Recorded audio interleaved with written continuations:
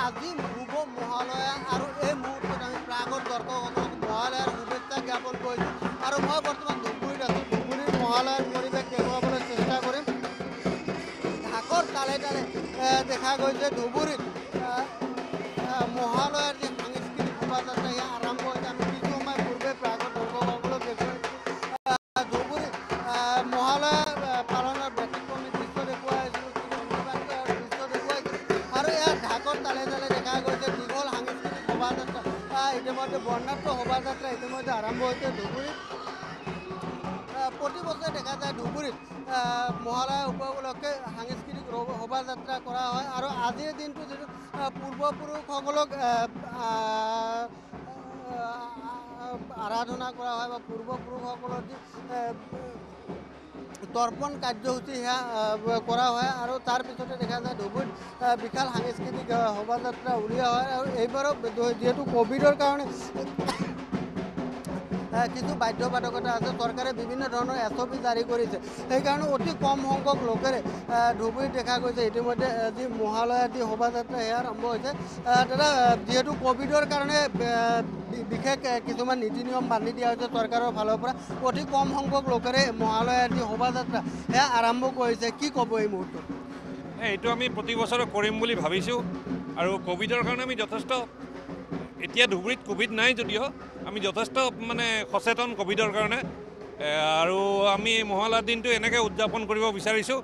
আমি মা আনন্দময়ীক আহ্বান কৰি ভাবিছোঁ যে আমাৰ পৃথিৱীৰ পৰা এই বিষাক্ত ব্যাধি দূৰ হওক মাৰ আশীৰ্বাদত। ধন্যবাদ।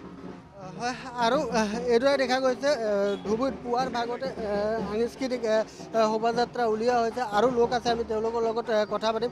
দাদা, আজি মহালয়া আৰু প্ৰতি বছৰে দেখা যায় ধুবুৰীত ব্যতিক্ৰমীভাৱে মহালয়া উদযাপন কৰা হয় আৰু এইবাৰো তাৰ ব্যতিক্ৰমী নহয়। আচলতে মহালয়া কিয় পালন কৰা হয় বা মহালয়াৰ তাৎপৰ্য কি?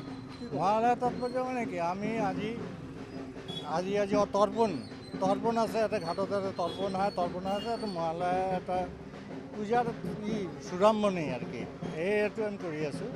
তথাপিও আমাৰ বহু আজি মানুহ পাৰ্টিচিপেট কৰাৰ কথা আছিলে, কিন্তু আমি যিহেতু SOP মানি চলিব লাগিব, গাইডলাইন মানি কাৰণে অল্প সংখ্যক মানুহলৈ আমি বাহিৰ হৈছোঁ। আশা কৰি পূজাখন আমি SOP মানি আমি সেইটো কৰিম। আৰু লোক আছে, আমি তেওঁলোকৰ লগতো কথা পাতিবলৈ চেষ্টা কৰিম। বাইদেউ, আজিৰে পৰা দুৰ্গা পূজাৰ আৰম্ভ হোৱা বুলি কোৱা হয়, যিহেতু আজি দেৱী দুৰ্গা ধৰালয় নামি আহিব, কি ক'ব, কেনেকুৱা অনুভৱ? আজ আমাদের একটা বাঙালিদের সর্বশ্রেষ্ঠ দুর্গা উৎসব। আমরা এই বছরটা প্রথম জন্য 1 বছর অপেক্ষা করি কবে আমাদের এই দুর্গা পূজাটা আসবে। তো আমরা মহালয়ার দিন থেকে আমাদের মধ্যে পূজাটা শুরু হয়ে যায় আর আমরা খুব আনন্দ করি। কিন্তু যেহেতু কোভিড সিচুয়েশন, তা আমি চাবো সবাই সুস্থ থাক, প্রোটোকল মেনে যেন আমরা ভালোভাবে দুর্গা পূজাটা পালন করতে পারি, এটাই কাম্য আমার। আৰু আছে, আমি তেওঁলোকৰ লগতো কথা পাতিম। আজি মহালয়া আপোনাক প্ৰাগ নিউজৰ ফালৰ পৰা মহালয়াৰ শুভেচ্ছা জনাইছোঁ। শুভ মহালয়া। আমি আজি বেলেগ ধৰণৰ এটা অনুভূতি ফিল কৰি আছোঁ, কিয়নো 2 বছৰ আমি একো কৰিব পৰা নাই, সেইকাৰণে এইবাৰ মহালয়া কৰি উদযাপন কৰি আমাৰ বহুত ভাল লাগি আছে। আৰু এনেকুৱা এটা মহালয়া উদযাপন আমি বহুত বছৰৰ পৰা কৰা নাই। হৰিসভাৰ ফালৰ পৰা এইবাৰ কৰি পেলাই আমি বহুত আনন্দিত হৈছোঁ।